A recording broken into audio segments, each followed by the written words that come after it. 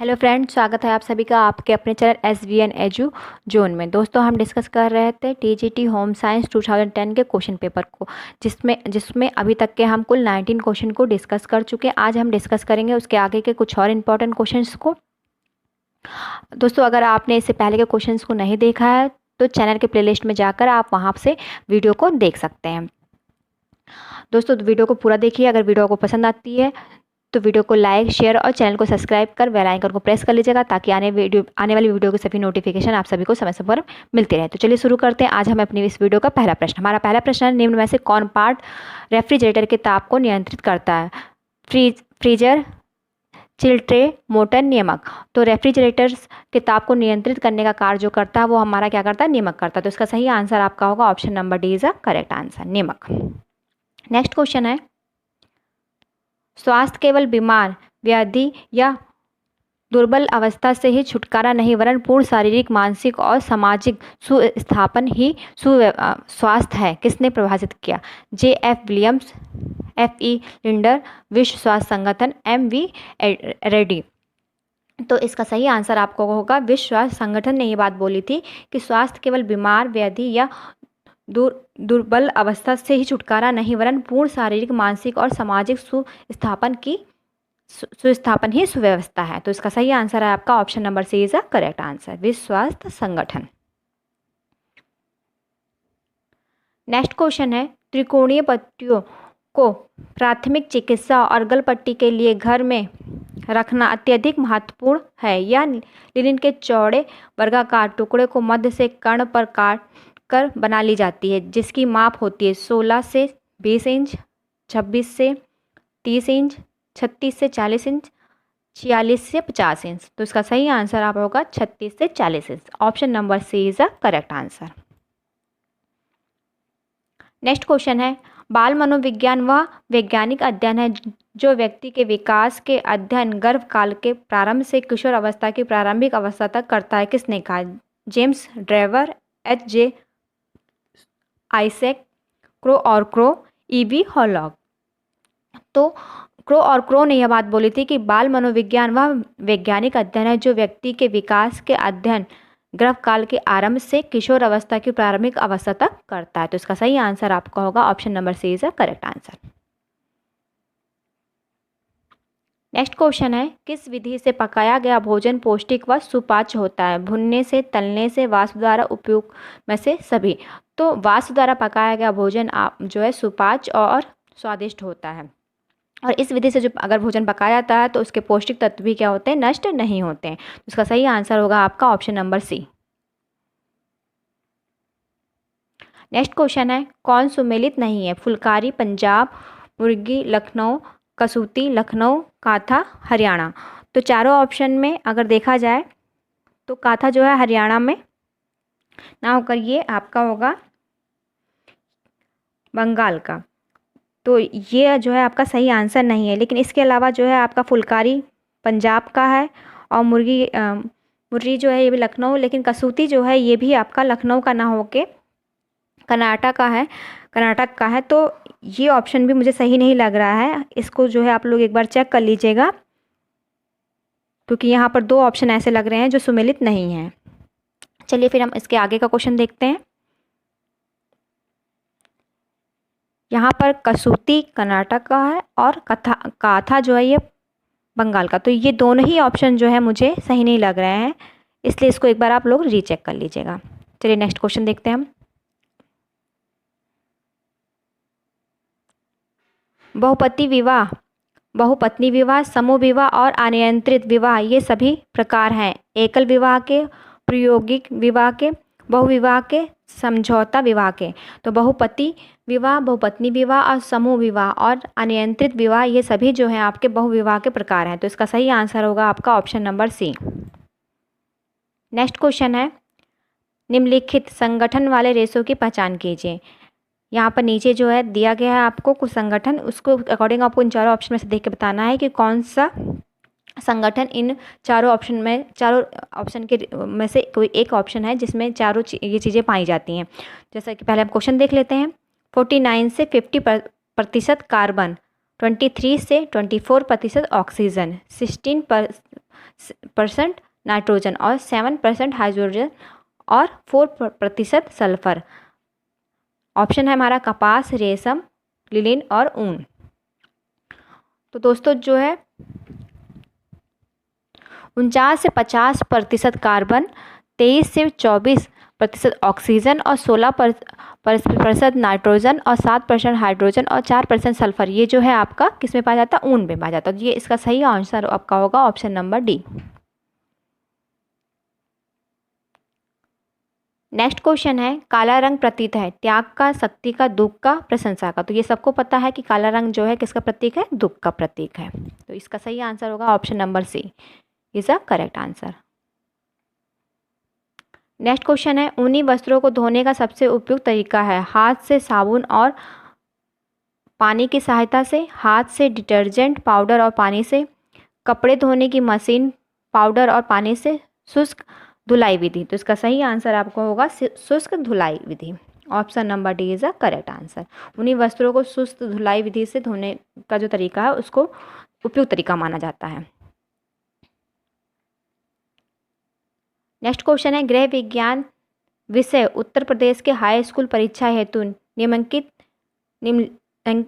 में से किस वर्ष में अनिवार्य विषय बन गया?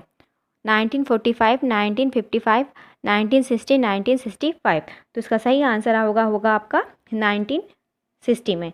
गृह विज्ञान जो है दोस्तों उसको जो है हाई स्कूल हेतु जो है एक अनिवार्य विषय के रूप में 1960 में जो लागू किया गया था, और जबकि आगरा में 1968 में गृह विज्ञान संस्था की स्थापना की गई थी, जहाँ स्नातकोत्तर स्तर पर इसकी शिक्षा उपलब्ध कराई गई थी सबसे पहले। तो इसका सही आंसर आपका होगा option number C 1960 1960।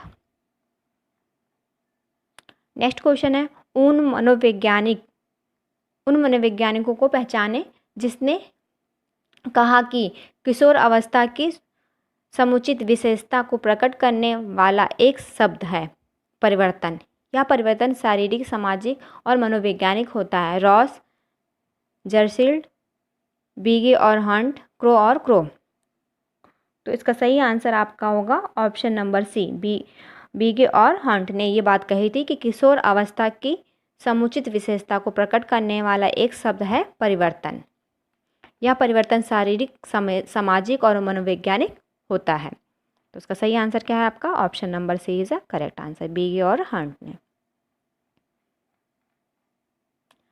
Next question है, शरीर को ऊर्जा देने वाला भोज्य तत्व होना चाहिए, भोजन तत्व है कार्बोहाइड्रेट, प्रोटीन, खनिज तत्व, वसा। तो इसका सही आंसर आपका होगा ऊर्जा तो हमें जो है यहाँ पर शरीर को ऊर्जा ना देने वाला पूछा गया। तो शरीर को ना ऊर्जा देने वाला जो आपका क्या होगा? खनिज लवण होगा, क्योंकि हमको कार्बोहाइड्रेट से भी ऊर्जा मिलती है, प्रोटीन से भी मिलती है, वसा से मिलती है। जबकि सबसे ज़्यादा वसा से मिलती है, उसके बाद कार्बोहाइड्रेट, फिर प्रोटीन से। तो यहाँ पर उन्होंने सिर्फ ये पूछा है कि ना देने वाला भोज्य तत्व कौन सा है। तो यहाँ पर आपका होगा ऑप्शन नंबर सी खनिज लवण।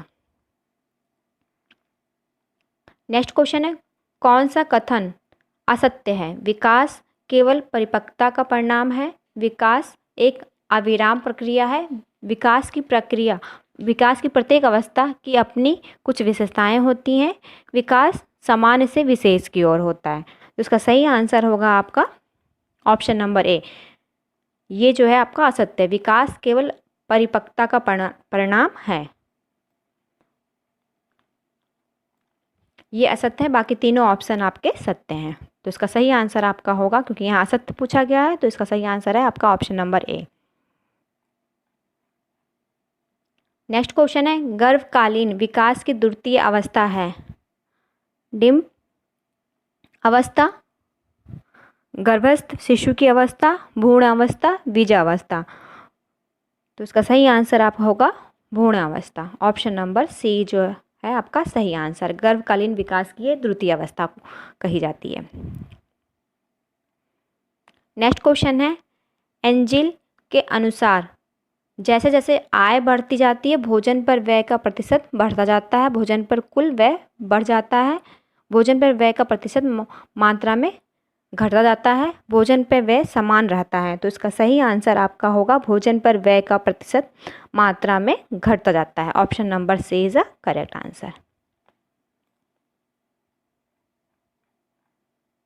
नेक्स्ट क्वेश्चन है, प्रारंभ में गृह विज्ञान को कहा जाता था घरेलू प्रशासन, घरेलू कला, घरेलू अर्थशास्त्र, गृह कला।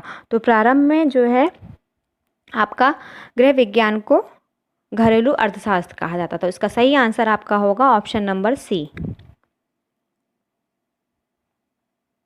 नेक्स्ट क्वेश्चन है, सर्वप्रथम 6 से 7 माह की उम्र में निकलने वाले दांतों को कहते हैं कृंतक, केंद्रीय कृंतक, प्रीमोलर, मोलर। अगर आप लोगों ने जो है दांत का जो मैंने वीडियो डाला था उसको देखा होगा तो आप लोगों को पता होगा प्रारंभ में जो दांत निकलते हैं 6 से 7 महीने की उम्र में उसे हम क्या कहते हैं। इसका सही आंसर क्या होना चाहिए? इसका सही आंसर होगा आपका कृंतक। प्रारंभ में निकलने वाले 6 से 7 महीने वाले दांतों को हम कृंतक कहते हैं। Option number A is the correct answer.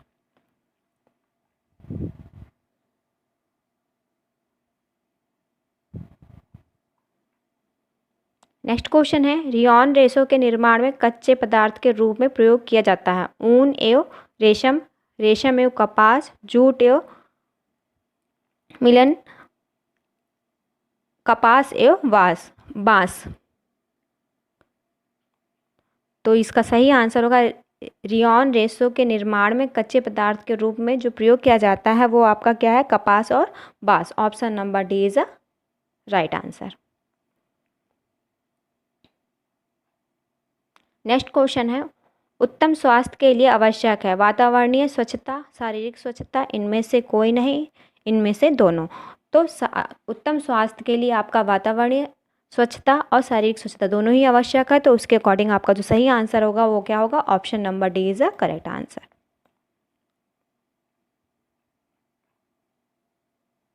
Next question है, सेफ्राइजिंग का तात्पर्य है कि वस्त्र धुलने के बाद रंग नहीं छोड़ेगा, फैलेगा नहीं, सिकुड़ेगा नहीं, खींचेगा नहीं।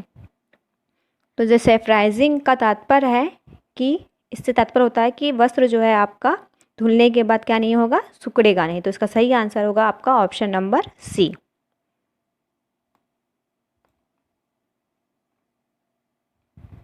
नेक्स्ट क्वेश्चन है, निकिल एवं डार्सी के अनुसार अमानवीय साधन है समय, शक्ति, भावनाएं, योग्यताएं। तो अमान्य साधन पूछा गया यहाँ पर आपका, तो समय जो है अमानवीय साधन है। इसका सही आंसर जो होगा आपका क्या होगा? ए होगा। दोस्तों जो साधन होते हैं वो 2 तरह के होते हैं। निकिल एवं डार्विन के साधनों ने जो है उन्होंने इसको 2 वर्गों में वर्गीकृत किया था। पहला था आपका मानवीय और दूसरा था अमानवीय। मानवीय साधन के अंतर्गत उन्होंने शक्ति, योग्यता, ज्ञान, अभिवृत्तियों को बताया था और अमानवीय साधन के अंतर्गत उन्होंने किसको बताया था? समय, धन, वस्तुएं, सामुदायिक वस्तुएं इत्यादि को उन्होंने अमानवीय साधन के अंतर्गत रखा था। तो बाकी ये जो 3 ऑप्शन आपके हैं शक्ति, भावना, योग्यता, ये आपके क्या है? मानवीय साधन है और समय जो है आपका क्या है? अमानवीय है। तो इसका सही आंसर आपका होगा option number A is the correct answer.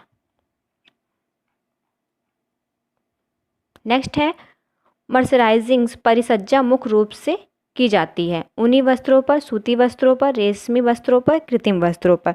तो मर्सराइजिंग की जो परिसज्जा होती है वो आपकी सूती वस्त्रों पर की जाती है। तो इसका सही आंसर जो होगा आपका क्या होगा? ऑप्शन नंबर बी, यह एक रासायनिक परिसज्जा होती है।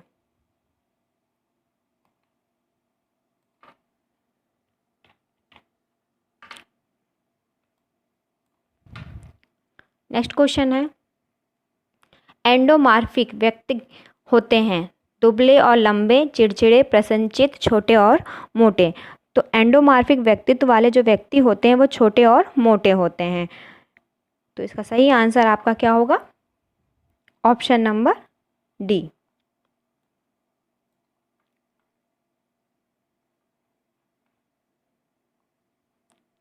नेक्स्ट क्वेश्चन है, बालकों में किस अवस्था में ईर्ष्या भाव उत्पन्न होता है? 1 से 1.5 वर्ष में, 1.5 से 2 वर्ष में, 2 से 3 वर्ष में, 3 से 4 वर्ष में। तो जो ईर्ष्या की भावना होती है बालकों में वो आपकी 3 से 4 वर्ष में देखने को मिलती है। तो इसका सही आंसर आपका होगा ऑप्शन नंबर डी।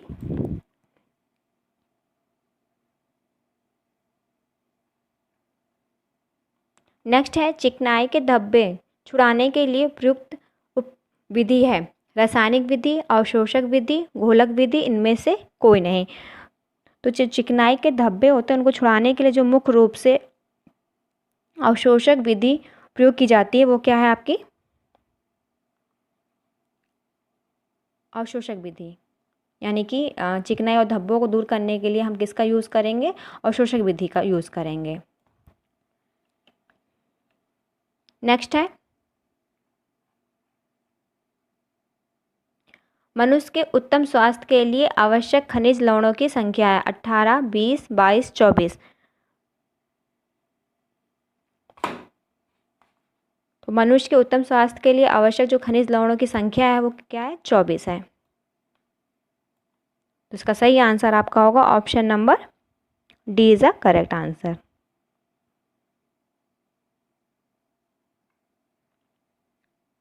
वसा के पाचन क्रिया करने वाले एंजाइम्स को कहते हैं amylolytic enzymes, proteolytic enzymes, lipolytic enzymes, amylase enzymes. तो वसा के पाचन क्रिया करने वाले जो एंजाइम्स है उसको हम लाइपोलिटिक एंजाइम्स कहते हैं। तो इसका सही आंसर जो होगा वो क्या होगा आपका option number C is a correct answer. Lipolytic enzymes जो है वसा के पाचन क्रिया को करने वाला एंजाइम्स कहलाता है। नेक्स्ट है शिशुओं को पूरक आहार देना प्रारंभ करना चाहिए 3 माह की आयु से, 5 माह की आयु से, 4 माह की आयु से, 6 माह की आयु से। तो ये सभी को पता है कि शिशु को जो पूरक आहार देना आरंभ करना चाहिए वो हमें कब करना चाहिए, 6 माह की आयु से करना चाहिए। तो इसका सही आंसर होगा आपका option number D is a correct answer. Next question है वाष्प के दबाव से भोजन बनाना किस विधि के अंतर्गत आता है, प्रेशर कुकिंग, स्टूइंग, उबालना, बेकिंग। तो ये जो है आपका वाष्प के द्वारा जो भोजन बनाने की विधि है वो प्रेशर कुकिंग के अंतर्गत आता है। तो इसका सही आंसर आपका होगा ऑप्शन नंबर ए।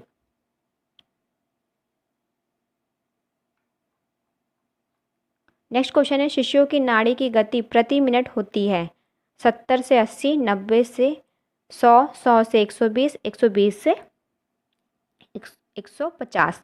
तो शिशुओं की जो नाड़ी की गति होती है वो प्रति मिनट 120 से 150 बार होती है, जबकि वयस्क व्यक्ति की जो नाड़ी की गति होती है वो क्या कहते हैं 72 बीट्स यानी प्रति मिनट होती है। और अगर सोते समय पूछा जाए शिशुओं की नाड़ी की गति क्या होती है तो सोते समय शिशुओं की नाड़ी की गति जो होती है 123.5 बीट्स प्रति मिनट होती है। जबकि रोते समय अगर बच्चों की नाड़ी की गति पूछी जाए तो वो जो होती बढ़ जाती है, कम से कम ये जो 2 से 18.5 बीट्स प्रति मिनट हो जाती है। तो यहाँ पर जो है आपको पूछी गई है नॉर्मल जो है शिशु की नाड़ी की गति कितनी होती है तो 120 से 150 के बीच में होती है। तो इसका सही आंसर होगा आपका option number D is a correct answer.